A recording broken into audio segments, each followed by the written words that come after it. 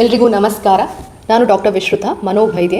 ಇಂದು June 26ರಂದು ನಾವು international day against drug abuse and illicit trafficking ಎಂಬ ದಿನವನ್ನು ಒಬ್ಸರ್ವ್ ಮಾಡ್ತಾ ಇದ್ದೇವೆ. ಅಂತ ಹೇಳಿದರೆ ಅಂತಾರಾಷ್ಟ್ರೀಯ ಮಾದಕ ವಸ್ತುವಿನ ದುರುಪಯೋಗ ಮತ್ತು ಅಕ್ರಮ ಸಾಗಣೆ ವಿರೋಧಿಯ ದಿನ. ಸೊ ಇವತ್ತು ನಾನು ನಿಮ್ಮೊಂದಿಗೆ ಒಂದಿಷ್ಟು ವಿಚಾರಗಳನ್ನು ಹೇಳ್ಕೊಳ್ಳಿಕ್ಕೆ ಇಷ್ಟಪಡ್ತೇನೆ. ಮೊದಲನೆಯದಾಗಿ ಎಡಿಕ್ಷನ್ ಅನ್ನೋ ವಿಷಯದಲ್ಲಿ ಇರುವಂತಹ ಮಿಥ್ಯೆ ಮತ್ತು ಸತ್ಯಗಳು, ಅಂದರೆ ಮಿತ್ ವರ್ಸಸ್ ಫ್ಯಾಕ್ಟ್.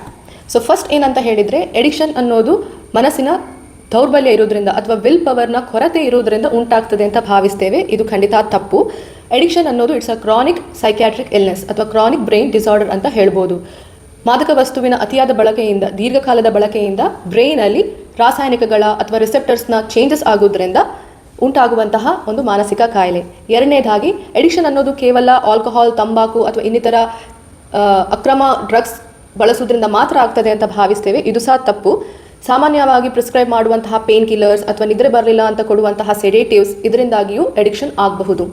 ಮೂರನೇದಾಗಿ, ಸಣ್ಣ ಮಕ್ಕಳಿಗೆ ಅಥವಾ ಸಣ್ಣ ವಯಸ್ಸಿನವರಿಗೆ ಮಾದಕ ವಸ್ತುವನ್ನು ಯಾವಾಗ ಬೇಕಾದರೂ ಬಿಡಬಹುದು, ದೇ ಕ್ಯಾನ್ ಕ್ವಿಟ್ ಈಸಿಲಿ ಅಂತ ಒಂದು ಮಿತ್ ಇದೆ. ಬಟ್ ಸಣ್ಣ ವಯಸ್ಕರು ಇದನ್ನು ಶುರು ಮಾಡಿದ್ದಲ್ಲಿ ಎಡಿಕ್ಷನ್ ರಿಸ್ಕ್ಗಳು ತುಂಬ ಜಾಸ್ತಿ ಇದೆ.